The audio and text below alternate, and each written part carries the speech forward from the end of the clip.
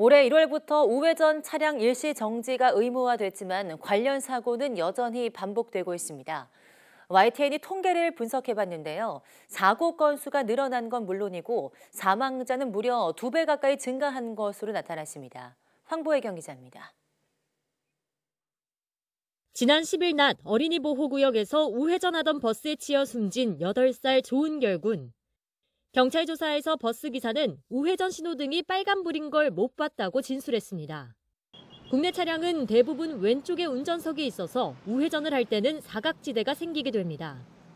이를 보완하기 위해 지난 1월 22일 우회전 차량 일시 정지가 의무화됐지만 여전히 관련 사고가 끊이지 않는 모습입니다.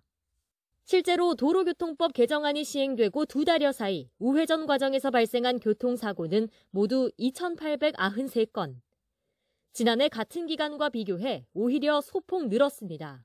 다친 사람 역시 3,750명으로 1년 전보다 증가했는데 사망자는 올해 24명으로 지난해 13명보다 무려 2배 가까이 급증한 것으로 나타났습니다.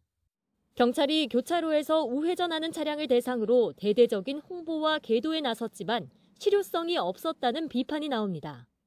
운전자들이 우회전 일시정지에 대해 정확히 인지하지 못한 상황에서 사고가 예년과 비슷한 수준으로 발생했다는 것은 계도 기간에 충분하고 효율적인 홍보가 이루어지지 못했다는 반증일 수 있습니다.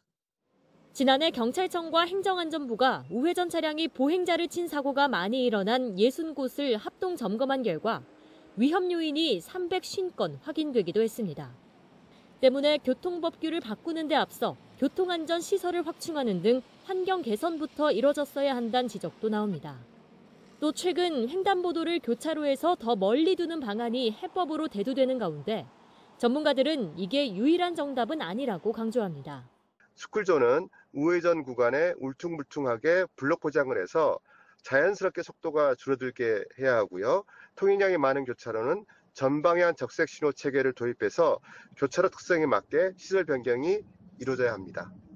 더불어 운전자들도 우회전하기 전엔 일단 멈추고 보행자가 있는지 살피는 습관을 들여야 합니다. 경찰은 우회전 의무화 계도 기간을 오는 21일까지로 연장하고 특히 어린이 보호구역에서 집중 단속에 나설 방침입니다. YTN 황보혜경입니다.